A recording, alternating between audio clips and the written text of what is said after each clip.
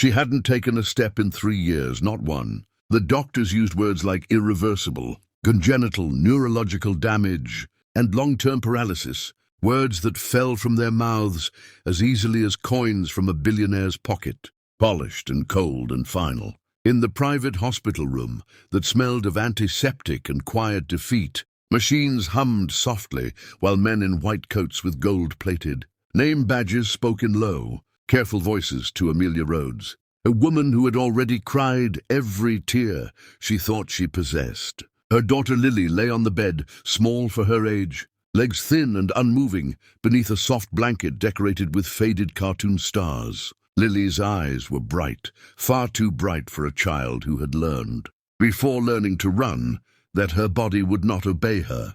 Amelia held Lily's hand, warm and trusting, and nodded as the lead specialist, famous, televised, obscenely expensive, explained that they had done everything modern medicine could offer. Experimental treatments flown in from Europe, consultations with billion-dollar research teams, surgeries that required signatures longer than contracts. Nothing had worked. Lily would not walk. Not now, not ever. When the doctors left, their footsteps echoed like punctuation marks at the end of a sentence. Amelia did not want to read again. She bent over her daughter and pressed her forehead to Lily's hair, inhaling the scent of strawberry shampoo and childhood, whispering promises she no longer knew how to keep. Outside that room existed wealth beyond imagination, a life of privilege, influence, connections that could bend laws and buy miracles, but none of it had been enough. What Amelia did not know, what no one in that hospital could have predicted, was that the miracle they had dismissed would not arrive in a helicopter or a laboratory. It would come quietly, in worn shoes, carrying a lunch pail and a past heavy with loss.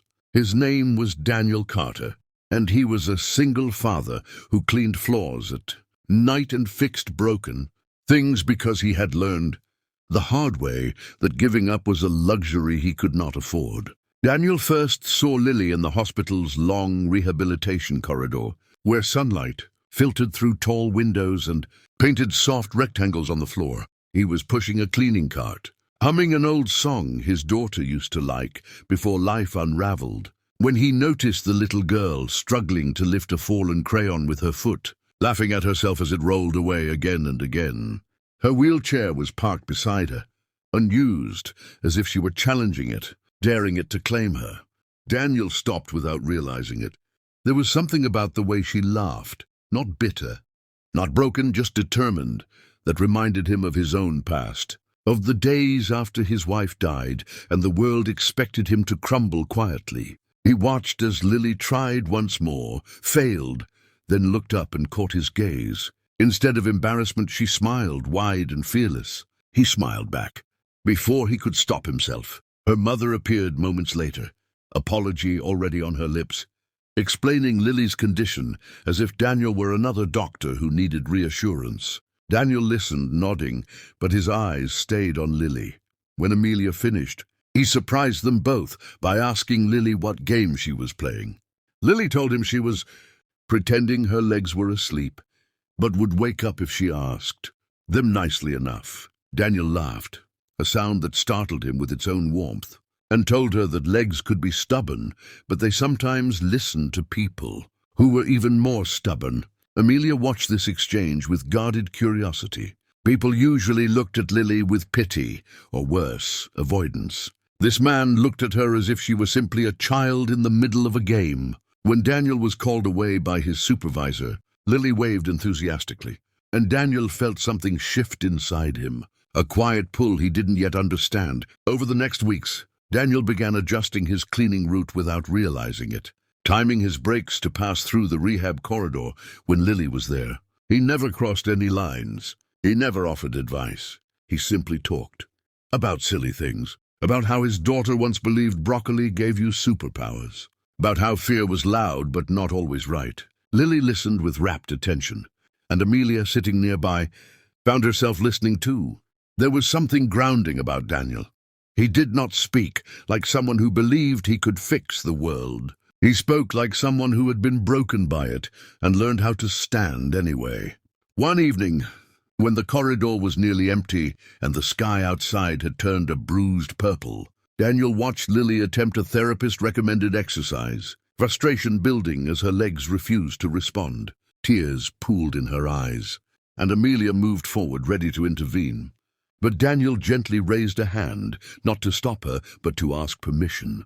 Amelia hesitated, then nodded. Daniel crouched down to Lily's level and told her a story about a car that wouldn't start no matter how many times the key was turned.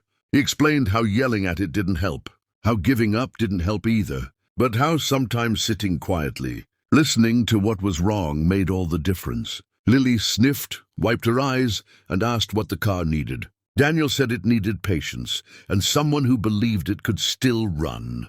Lily looked down at her legs, placed her hands on them, and whispered, "I believe in you." It didn't change anything physically, but something changed emotionally. Amelia felt it like a tightening in her chest, a fragile hope she had tried very hard to kill to protect herself from disappointment. The doctors noticed nothing unusual. Progress charts remained unchanged. Test results stayed the same. But Lily began asking Daniel questions, real ones. Why muscles forget things? Why bodies don't listen? Why some people give up and others don't? Daniel never pretended to. No more than he did. He told her what he knew from life, not textbooks. He spoke about retraining, about repetition, about how his hands once shook so badly after his wife's accident that he had to relearn how to hold a cup without spilling. Amelia overheard this one night and froze. Daniel rarely spoke about his past, but that small confession cracked something open between them. Later, over vending machine coffee, he told her the rest. How his wife had died suddenly. How his daughter had followed not long after, taken by an illness that moved too fast for medicine to catch. How he had learned, standing alone at two graves, that despair was patient and waited for permission. He told her he refused to give it that permission. Amelia listened, tears slipping silently down her face, realizing that this man, who owned nothing of luxury, understood pain in a way her wealth had never prepared her for. It started small. Daniel showed Lily how to tense and release muscles in her arms, then in her legs, turning it into a game, counting seconds like points scored. He never called it therapy. He called it training.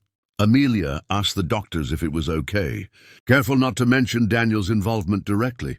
They shrugged. It wouldn't help, they said, but it wouldn't hurt. Lily practiced with fierce determination, encouraged by Daniel's quiet faith. Weeks passed. Then one afternoon, Lily said something that made Amelia's heart stutter. She said her legs felt warm, not numb, not asleep, warm. Amelia dismissed it as imagination, fear clawing at her hope, but Daniel did not dismiss it. He asked Lily to describe it, listened closely, then nodded like a man confirming something he had already suspected. He said warmth was a good sign, that it meant something was listening. That night Amelia cried alone in her car, torn between terror and longing. She had learned that hope could be cruel. She did not yet know it could also be right. The first movement happened on a rainy evening, so quiet it could have been missed. Lily was sitting on the edge of the therapy bed, Daniel nearby, Amelia watching with the practiced restraint of a woman who had survived too many letdowns. Daniel asked Lily to imagine pushing her feet into soft mud, to think about resistance, not motion. Lily closed her eyes, face scrunched in concentration. Seconds passed. Nothing happened. Then Daniel saw it, a twitch, barely perceptible but unmistakable. He went very still, afraid that speaking would break whatever fragile thread had formed. Amelia noticed his expression change and leaned forward just as Lily gasped.